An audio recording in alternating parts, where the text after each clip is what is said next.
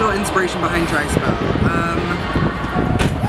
I had not had sex in a long time. That's really the inspiration. I was on the way to the session and I was like, I thought the phrase Dry Spell was like cool. It sounded like a cool title, and so on the way to the session I was like, alright, this could be a cool idea. I started like recording some melodies into my phone, and I think for me it's really like, you know, my therapist, God bless her, she's always like, you're in your sexual prime, like it's okay to like have fun, because I feel like I've like developed a lot of like sexual shame like in my life, but I'm also like a really sensitive, emotional person, and so for me it's like I want to have fun, but I'm also like super sensitive, and I think like the mixture of that causes me to like not have a lot of fun, because to me I just get attached really easily, and so that was really the inspiration. It had been a while, and I was like, I feel like this could be a relatable thing. Yeah. So we put it into lyrics, and it became what it is. So did you have any like creative blocks while writing it, or was it like easy?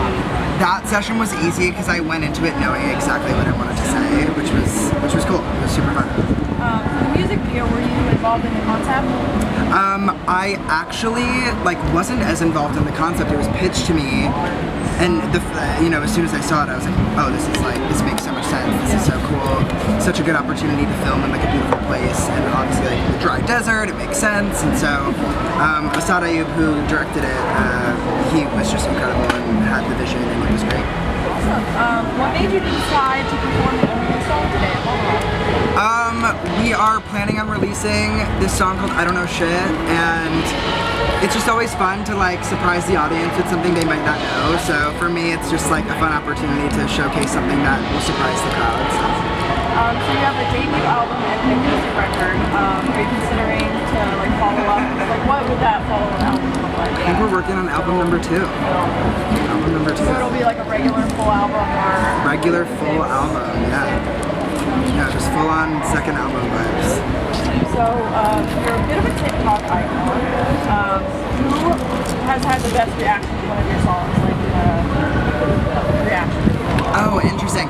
There was actually this woman I saw on TikTok reacting to Dry Spell because she was laughing at her husband, like saying like, this is literally you, and she duetted the video and was like laughing, listening to me singing the lyrics, and was like clearly looking at her husband behind the camera and was like, honey, this is literally you, and that was hilarious. I would have said that. Oh my god.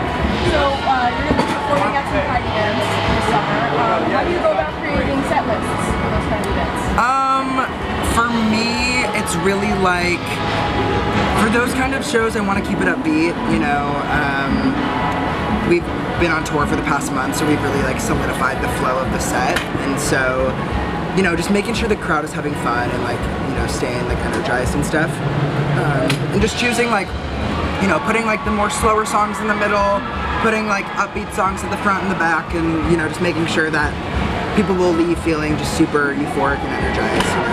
So nowadays a lot of artists have their own festivals. If you could create one, what would it be called, and who would you like to see on the lineup? I mean, you're putting me on the spot.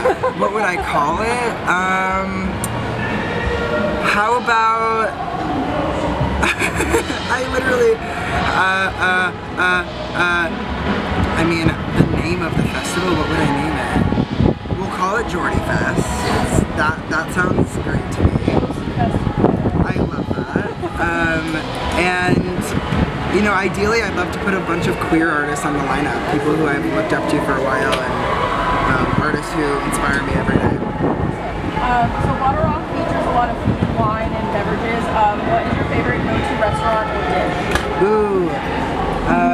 Favorite restaurant or dish? Okay, I'm very into Asian cuisine, and ever since moving to LA, K-barbecue has been such a fun meal for me, because it's fun to like cook it in front of you yourself, and it's like very communal, and it brings people together, and you're drinking beer, and it's yummy and fun. So There is a dumpling station. there we go. I'm ready for it. I'm ready for it.